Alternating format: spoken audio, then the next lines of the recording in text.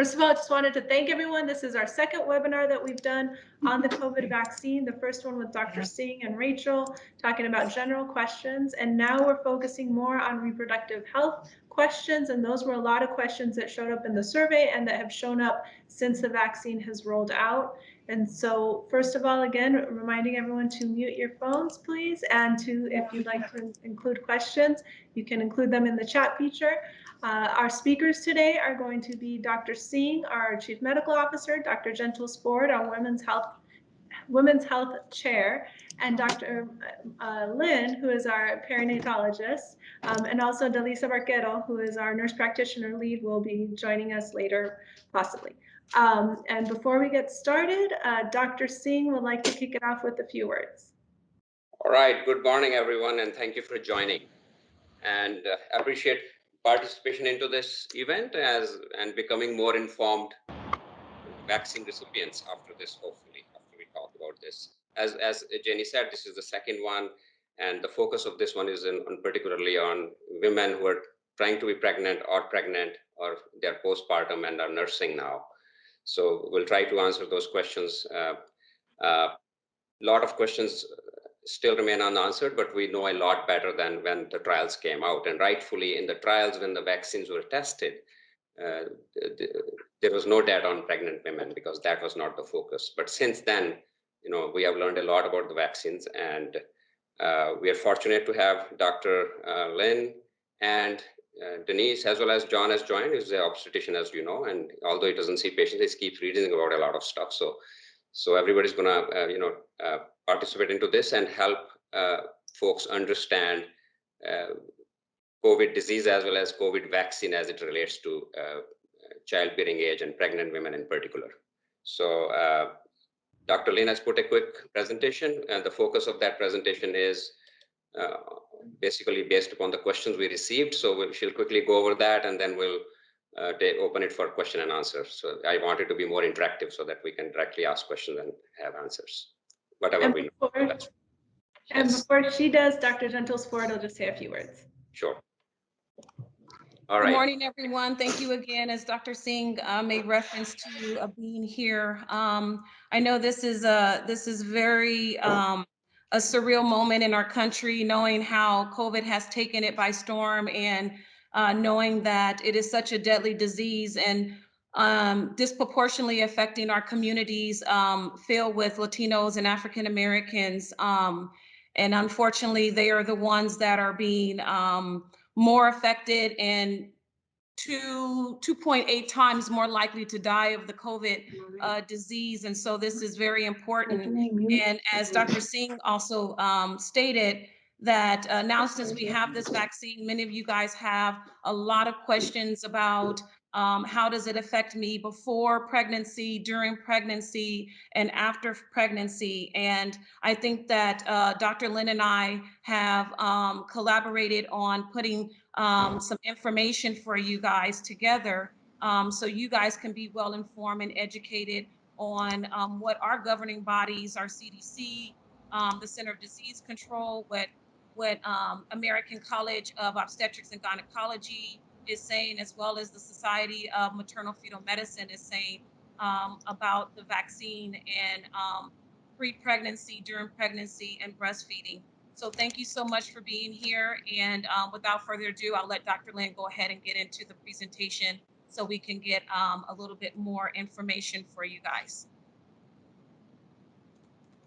Thank you, Dr. Gentles and Dr. Singh. Good morning, everybody. And thank you so much for letting me be here today to discuss with you and hopefully send lots of education out there about vaccination in pregnancy, specifically with COVID-19. And bear with me as I'm going to try to share my screen with you. And first of all, I think that the most important take-home message that I have for everyone that's listening in today is that as a high-risk doctor and someone who takes care of some very sick mamas, our motto always is healthy mama, healthy baby. Okay. And with COVID-19 and COVID-19 vaccination, that is no different. So if COVID-19 infection in pregnancy can be very detrimental and very deadly. And if there is a way that mamas and babies can be protected through vaccination, that is going to be the theme throughout this talk. And this idea of protection of mamas and babies through vaccination is no different than what we do right now for influenza vaccination and then for Tdap, for pertussis vaccination specifically for newborns. So the coronavirus has been obviously the topic of this talk today. And the reason I put up this slide is I wanted to show you very quickly, this is what the coronavirus looks like. And more importantly, what I want you to think about is I want you to think about it like a little burr. It has these little spikes that are able to help it attack cells. And so what happens is that these little spikes go in here and attach the cells over here. And so these are cells in your body, and it allows the coronavirus to get into the cells.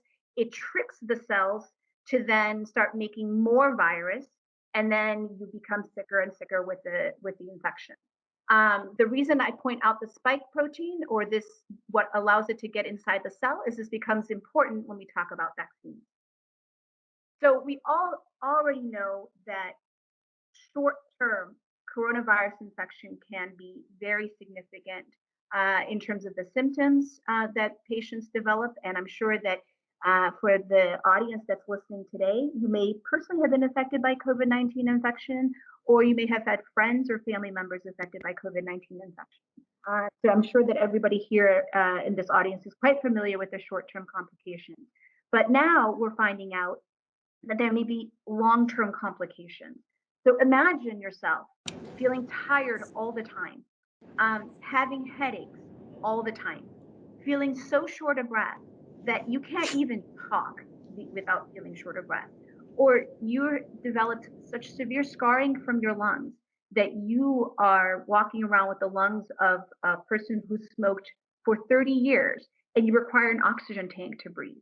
That doesn't sound very fun to me. And I'm sure for the patients who now are developing long-term complications, this is important. And we now are understanding that maybe as much as 40% of patients who have had mild to moderate symptoms, so again, these are not necessarily patients that have been in the hospital for their COVID-19 infection, and these are not pregnant women, that up to 40% of patients may become what are called COVID long haulers, or patients who have had long-term COVID infection, or I'm sorry, long-term COVID symptoms. So now I wanted to highlight this because we're going to talk about what the risks are of COVID-19 infection in pregnancy. There are both short-term and a long-term risk of infection that I want to discuss.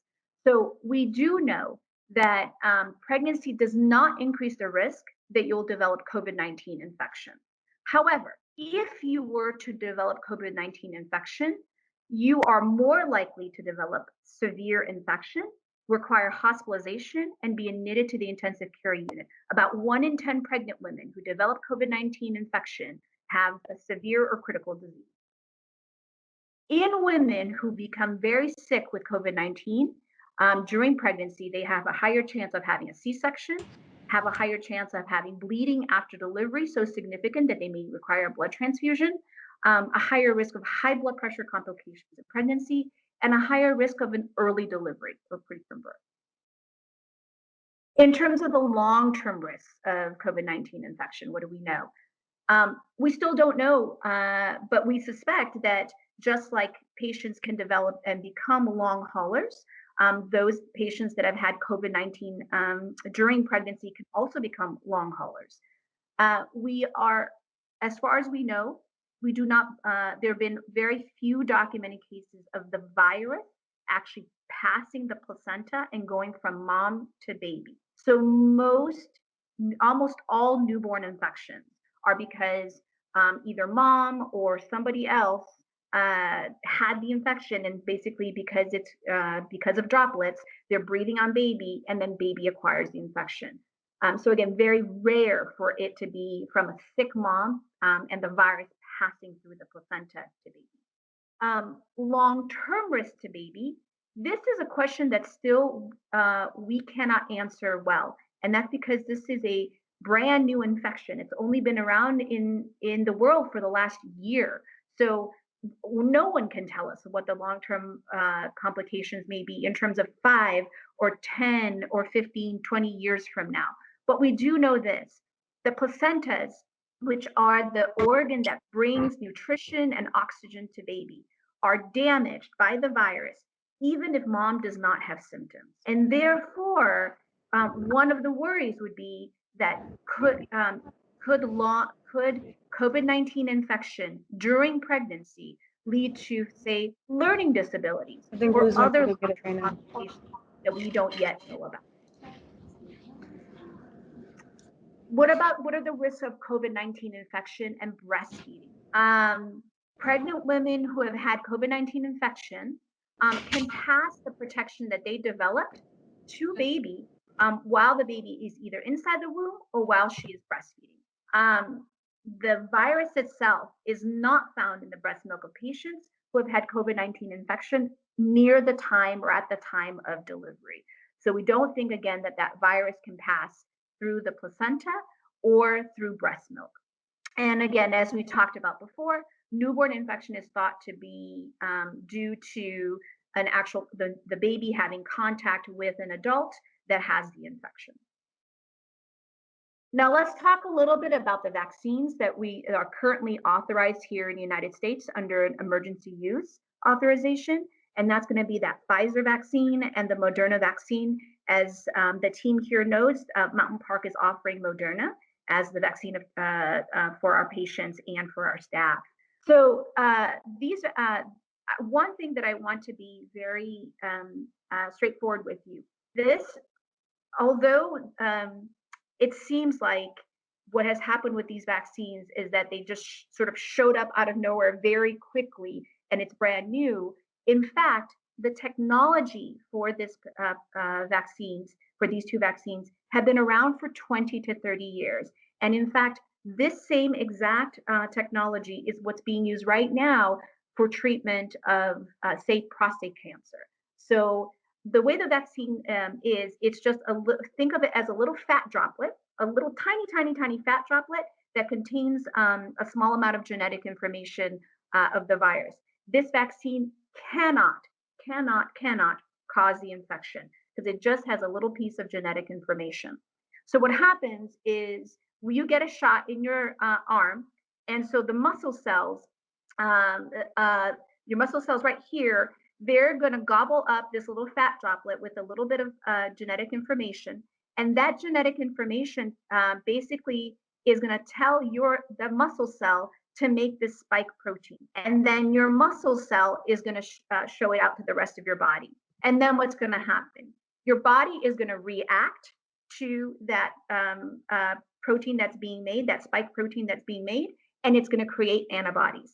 And these are the same antibodies that your body makes when you have COVID-19 infection. When you have a natural infection, these are the same antibodies that are going to be created. And how are these antibodies going to work?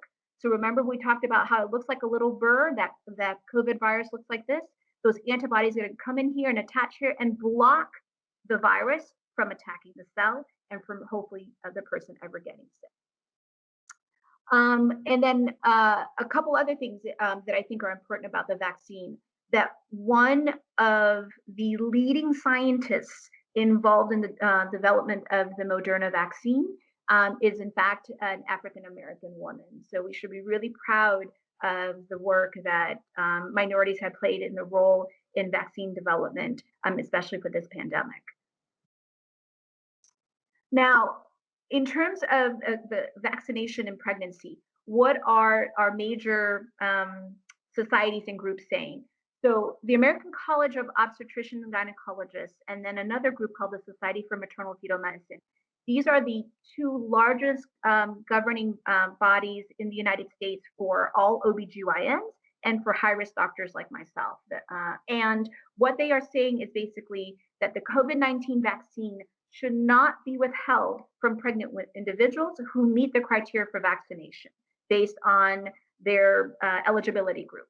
So basically, if you have a mom who by they're healthcare workers, so they're 1A, or they are a child care worker, so they are 1B. So they meet criteria for vaccination, that vaccine should not be withheld from them, simply because pregnant women were not part of the original studies.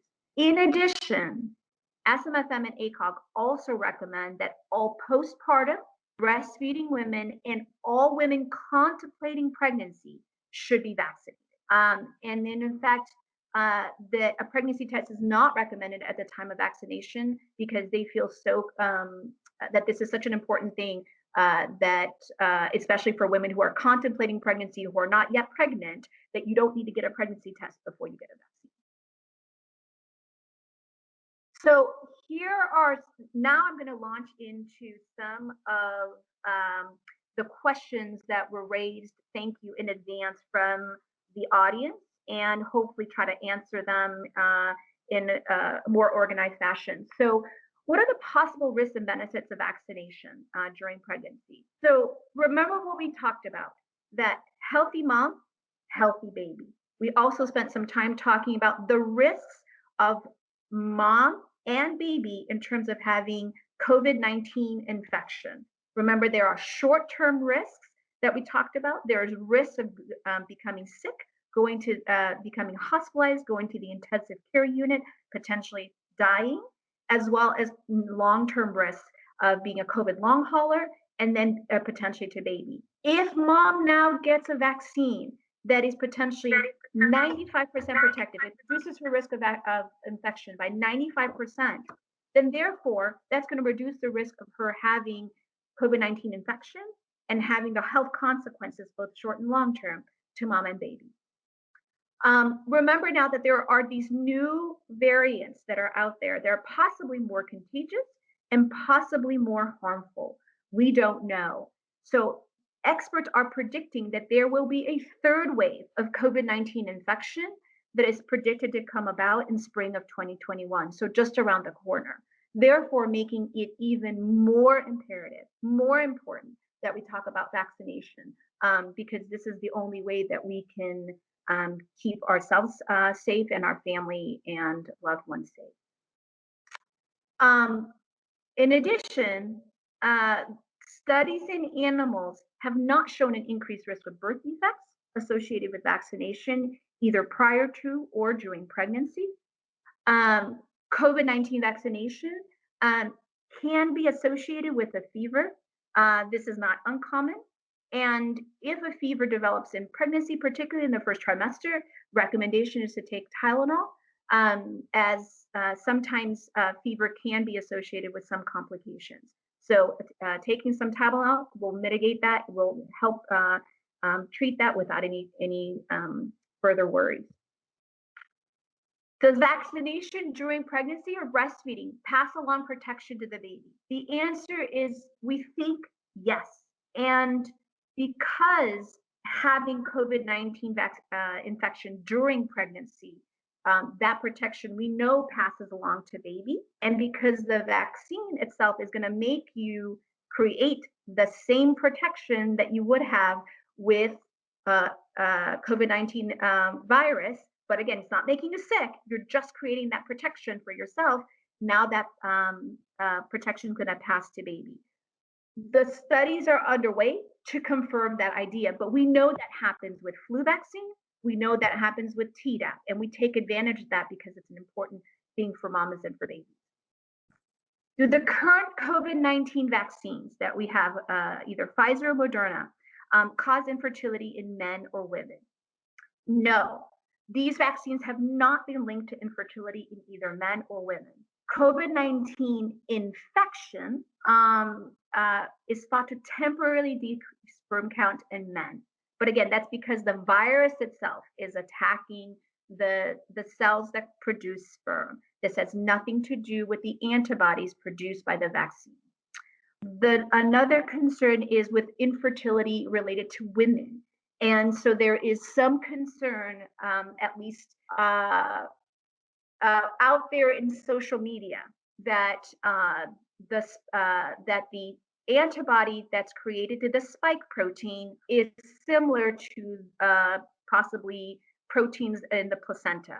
That is not the case. Researchers have looked extensively at the placenta and the spike protein, and they are not similar. Therefore, the antibodies are not going to be attacking the placenta or causing damage. I'm considering pregnancy. Should I get the vaccine? Yes, yes, yes, yes.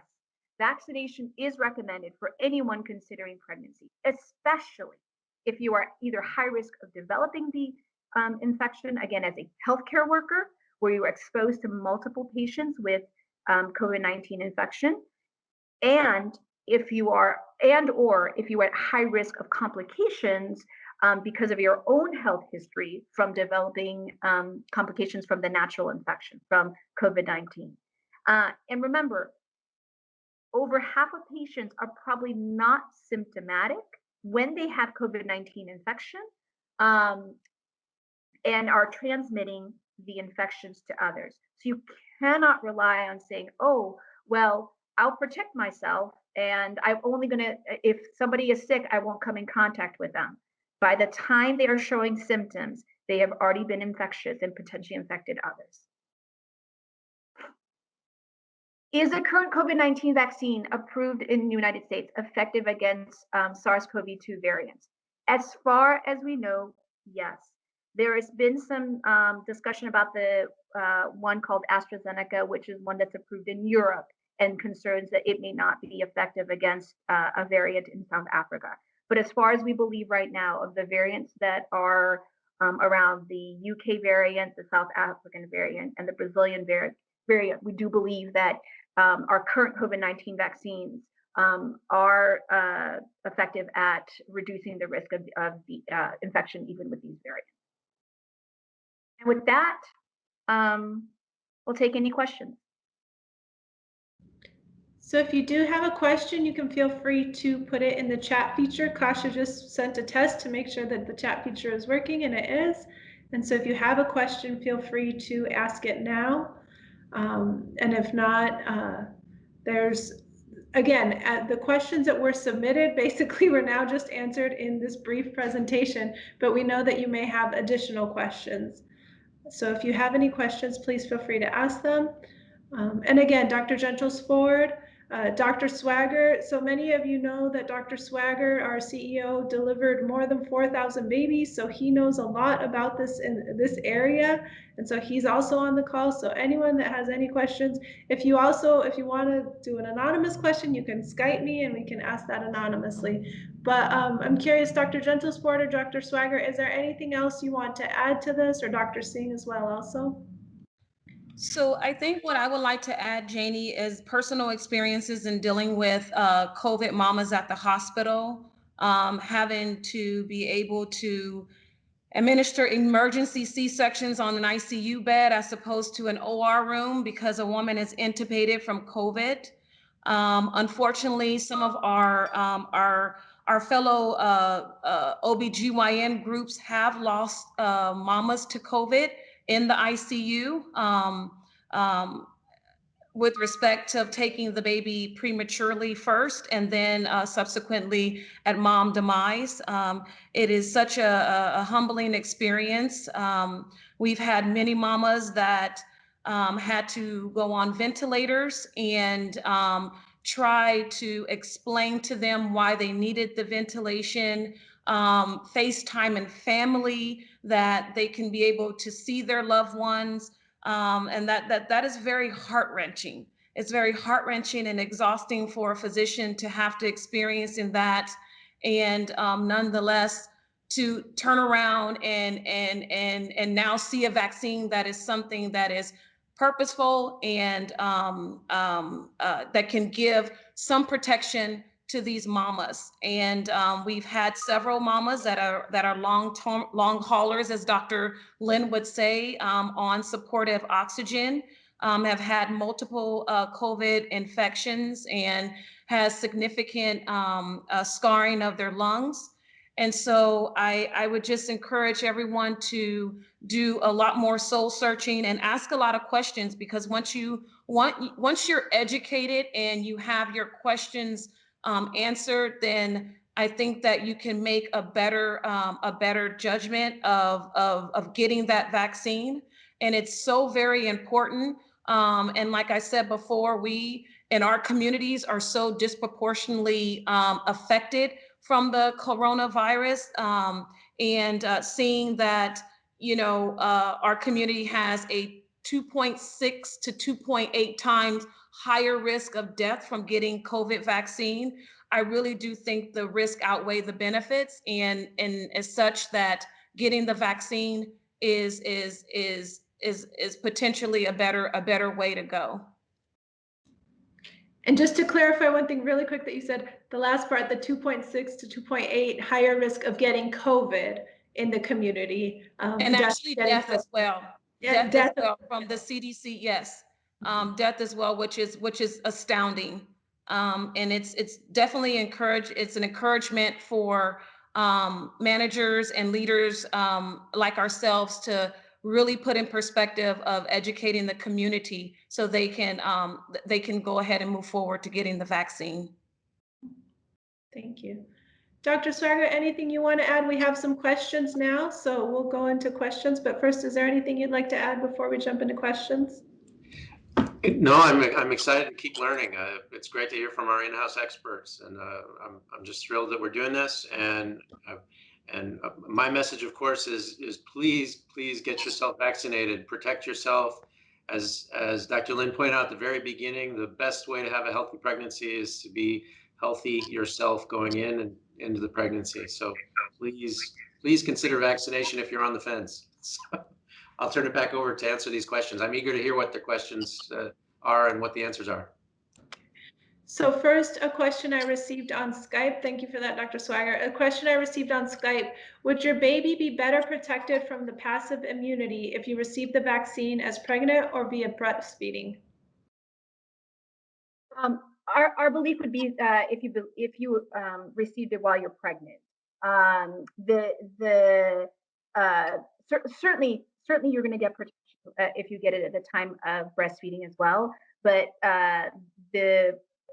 remember that with influenza vaccine, Tdap vaccine, the idea is that your body, as well as with COVID vaccine, your body is doing all the work, mounting that response, and that response, those antibodies are passing through the placenta to baby, and then sticking with baby for at least 6 weeks or longer. You can also think like, when you inject something versus taking orally.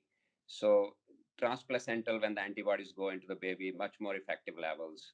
And we don't know exactly how effective through the breast milk it's going to be effective or not. But for transplacental, I think there are studies demonstrating that yes. you do build levels of these antibodies. And then 2 questions that are connected. How soon to delivery can you get the vaccine, or is it safer to get the vaccine during a certain time or certain trimester or any time during your pregnancy? The recommendation is anytime that you're eligible. So anytime that it is available to you is a recommendation to get. And I also want to stress this, as I thought I covered this in my slides, and then I'm thinking, did I actually talk about this? I also want to make it clear that we do not believe that, so remember that we talked about how the vaccine is little fat particles with genetic information, and that goes to the muscle cells. So we do not believe that this actually goes into the blood or mom's blood, or that it goes that goes to the placenta. So the majority, 99% of the vaccine is going to stay right in the muscle where you got the shot and doing the effect right there, and then stimulating your immune system to create those antibodies. So even if you're getting the vaccine while you're pregnant or when you're breastfeeding, again, the majority of that vaccine is sticking right there in that muscle, not going into your blood, not passing to the placenta, not going into breast milk.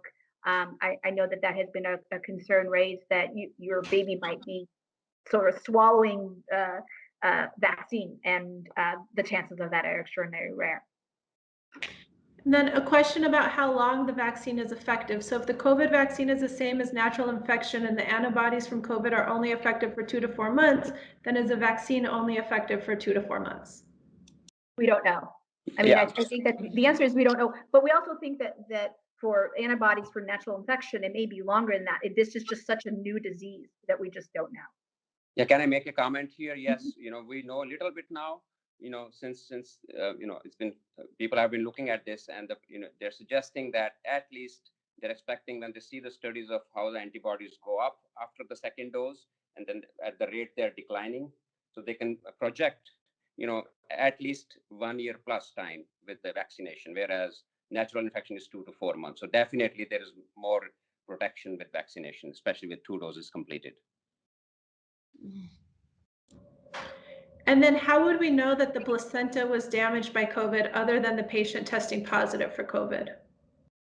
So with respect to what I mentioned in my slides, I didn't want to be too detailed, but basically what they've done is they've gotten mamas who have had COVID infection, whether they had no symptoms or whether they were really symptomatic, and they've actually looked at their placentas by a trained doctor, a pathologist, who've actually cut up the placenta and kind of looked at the blood vessels in the placenta, the tissue in the placenta, and basically seen some evidence of damage that way. And so the kind of damage where we worry about how blood flow is going to kiddo, and then also signs of inflammation as well.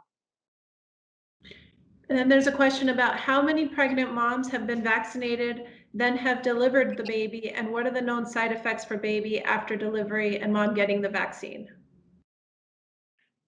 So in the original studies, at least for Pfizer, I believe there's only, so remember that for Pfizer and Moderna vaccination, both pregnant moms and breastfeeding moms were excluded. So there were patients who had gotten the vaccine and then later tested positive for pregnancy. So in those inadvertent cases, there were something like 38. There's very few patients. Of those patients that we are aware, there have not been any kind of untoward effect either towards mom or baby. What happens with most vaccines in the United States is that they are tested in this rigorous way, just like these two vaccines were, and then they're launched into the public.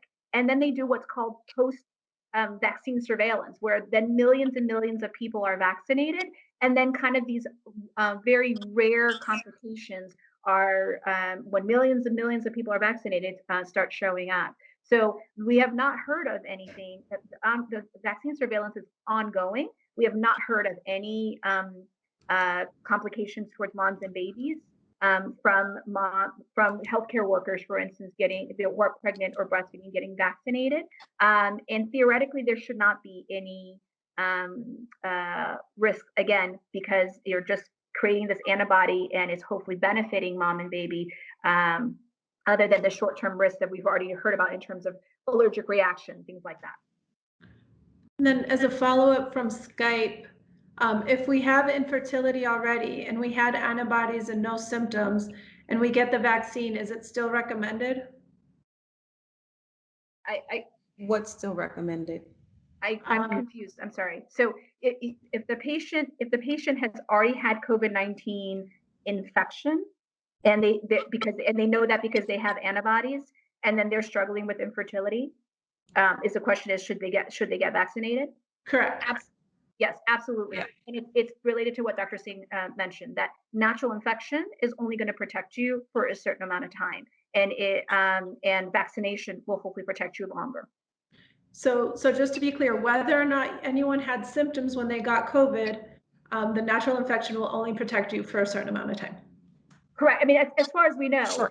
It's and again, who gets longer protection, who gets shorter protection from natural infection, it's still an answer. But the thought is, at least for Pfizer and Moderna, again, there's different vaccines out there in the world, but for the Pfizer and Moderna, from the data that we have, we believe that the protection is going to be longer lasting, maybe even lifelong. We don't know, but it could be something like the MMR vaccine that you get it as a kid, and then for pregnant women, for instance, we check for the effects of rubella vaccination every pregnancy, and rubella vaccines, MMR vaccines, are typically given in childhood. So, and you get lifelong protection. So it may be something where this vaccine gives us lifelong protection. It just hasn't been around for us long enough to know. And then another question on kind of timing of the vaccine. If you get the vaccine and then 2 weeks later you have a C-section and then you get the second dose 2 weeks later, could that impact either your recovery or having your immune system go into overdrive? No. So the immune system, with COVID, we know that there's this we know that part of natural COVID infection is that there's a part of it that's the actual damage that the COVID virus causes, the SARS-CoV-2 virus causes to the cells. And then for some people, their immune system flips out and goes into overdrive, and then they become really sick. This is not thought to happen with vaccination. Vaccination truly is just, hey, I'm going to show you this little piece of protein, and your body's going to say, I don't know who you are, and I'm going to make an antibody to it. And that's it. So it's not thought to spiral your immune system out of control like natural infection can. So natural infection can cause this. You have the actual virus attacking your cells, and then triggering your immune system to go crazy. That is a product of natural infection. With vaccination, again, just like the flu vaccine or MMR or Tdap or any of these other vaccines, it's just your body responding to something that is foreign. So it is. So going back to that question, if you got the vaccine and then 2 weeks later you deliver and now you're due for your other shot, please get it. There's no reason to think, and there's only going to be benefit. But there's no reason to believe that there's going to be detriment. And that first shot is already giving you some protection. Yeah, and I think one way to think about this is also having a shot, first or second, is always a better deal than getting coronavirus infection, right? Yeah. I mean, if you are newly delivered and you get bad infection and end up in the hospital, so you can imagine how hard it's going to be. So I think always erring on the side of vaccine is a good idea. And Dr. Singh, so a follow-up to that, if someone had COVID in their first trimester of pregnancy, obviously it gives them some natural immunity, but then when is it recommended to receive the vaccine after that? Anytime. As soon as you're able to. The reason that there's been sort of discussion about spacing from natural infection to vaccination is simply because of limited supply. So that if you now know that you have a little bit of time in terms of 3 months, and and especially if you're not pregnant, and it's allowed other people to get their vaccines, and then you can get your vaccine, it's merely related to that. But there's no medical reason why you after you've recovered from COVID, why you can't get a vaccine. Okay. And I believe we're saying 2 to 4 weeks. Is that correct? Just to give a little more concrete. That's fair. That's fair. 4 weeks is reasonable. A question about the products in the vaccine. Is there pork in the vaccine? That I'm aware of, no.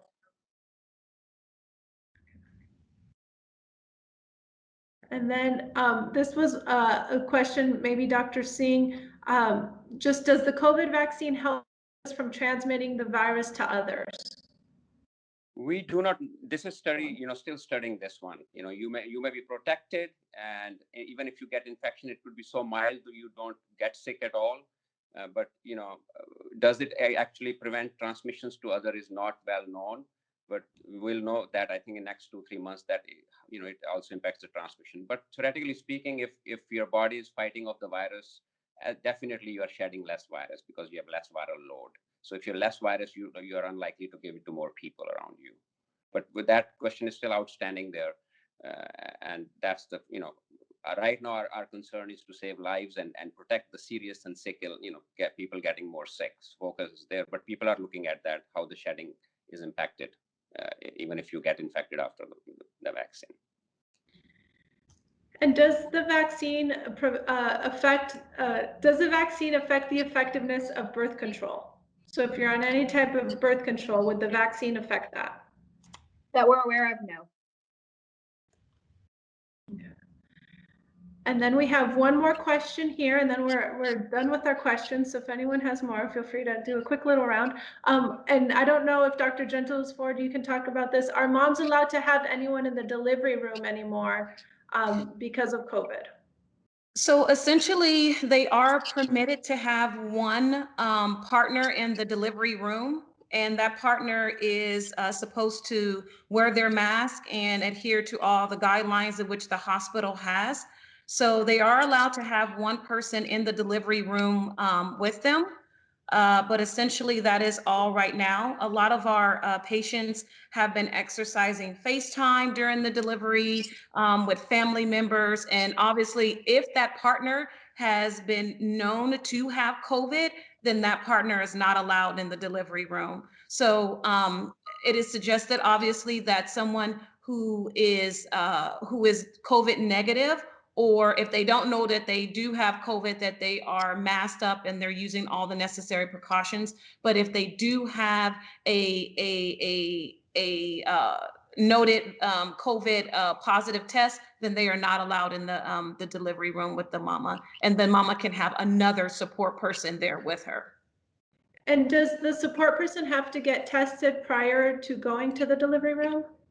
It's ideal, but it is not a requirement. I think that in order to keep mama safe, our staff members at Banner safe, as well as knowing from that particular person if they are positive or not, it is not a requirement at this time. But it could be in the future. At this time, it's not.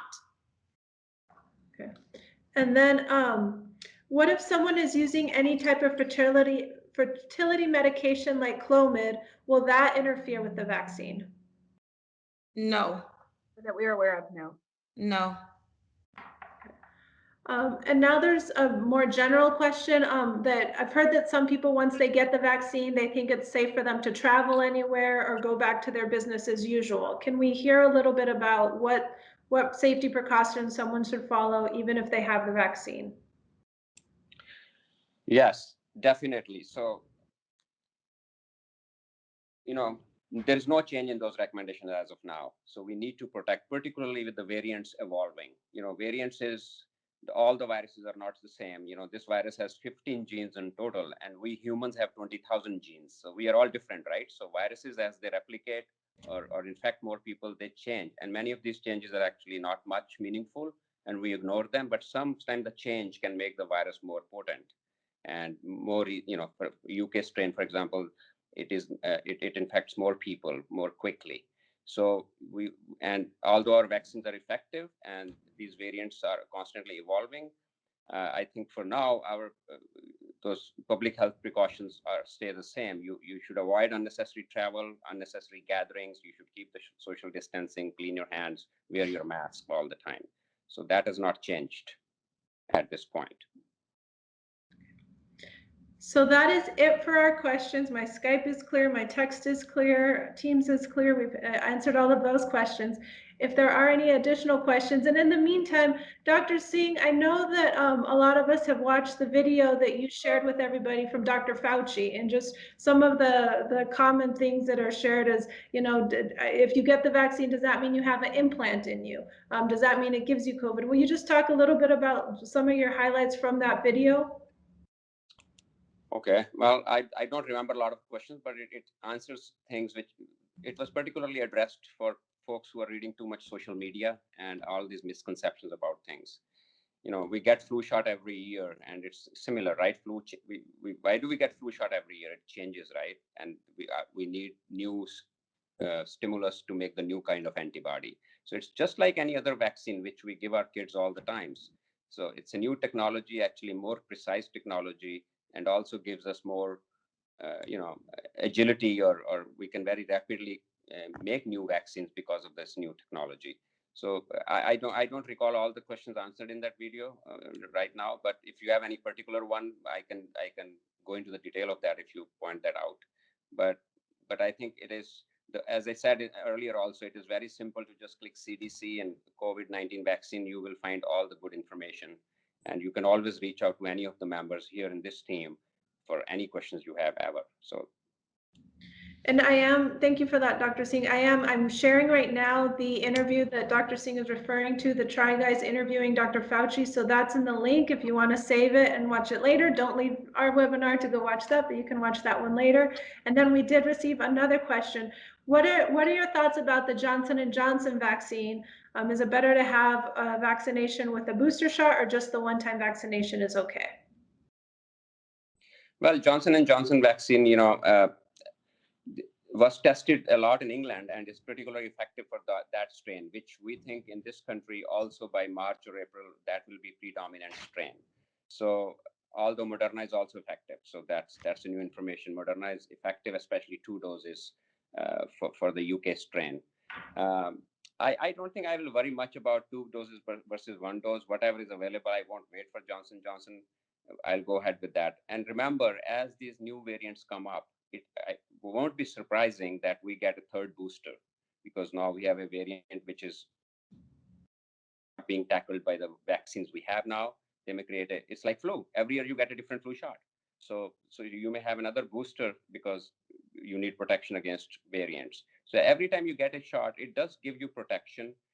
It's not only for particular spike proteins, your T cells, which is a different kind of immunity, also remember. So there is protection from all the vaccines, but virus can evolve to a point where you may need a new kind of booster to tackle with that virus. So I think for now, the recommendation is whatever is available, go and get it.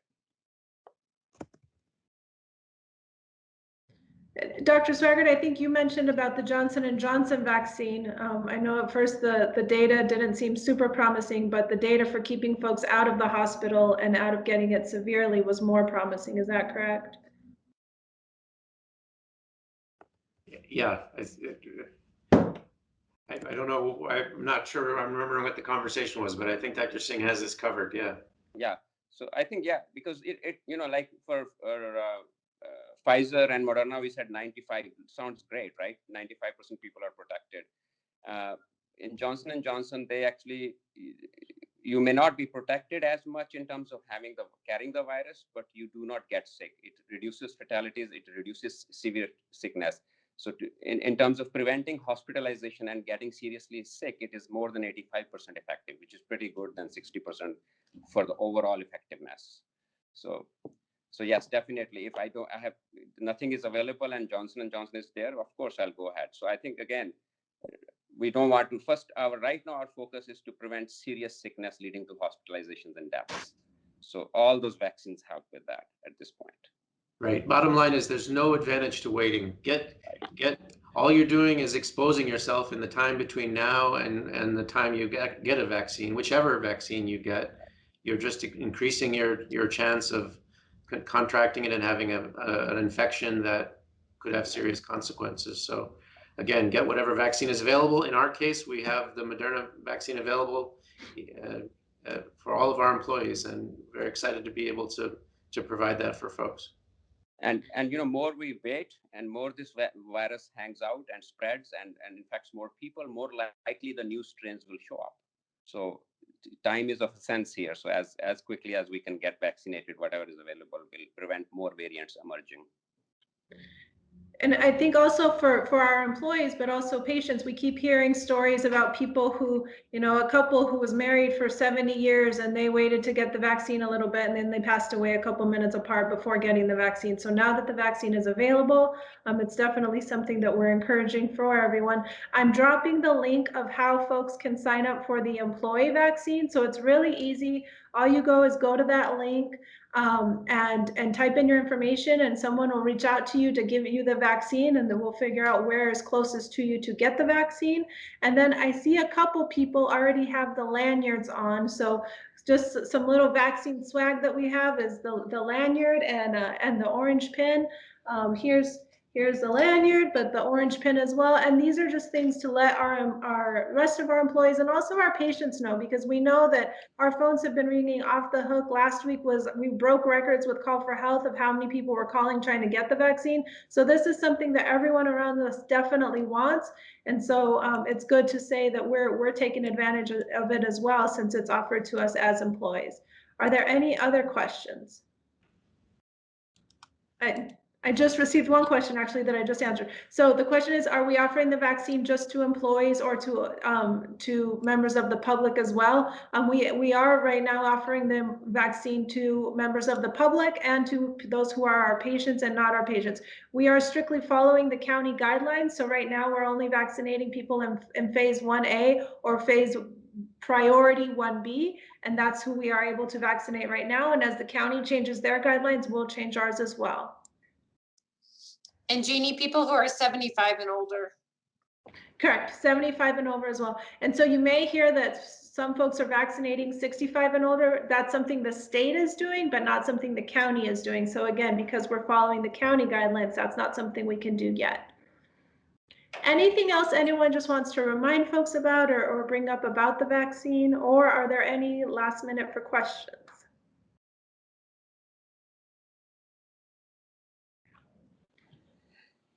Well, I think folks can join me in thanking Dr. Lin, Dr. Gentles-Ford, Dr. Singh, Dr. Swaggart for this information, because this is obviously something that you all, we're part of the Mountain Park community. These are our team members. A lot of us work with each other. And so this is where the trust is. And again, do not trust everything you read on social media.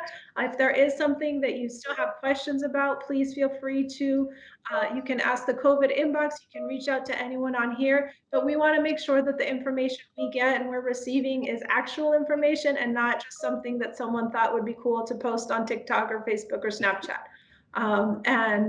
We want to make sure that we're also spreading the correct information, because again, so many of our family members and our loved ones see what you do and see what we do and see the information, and our patients are all connected to us as well. So as we see things on social media, it's important to try to get the correct information out there. All right. All righty. Thank you all for Thank you tuning very in. much, everyone. Thank you, Thanks for all your everyone. hard work. Please protect Thank you. yourselves. All right. Take care.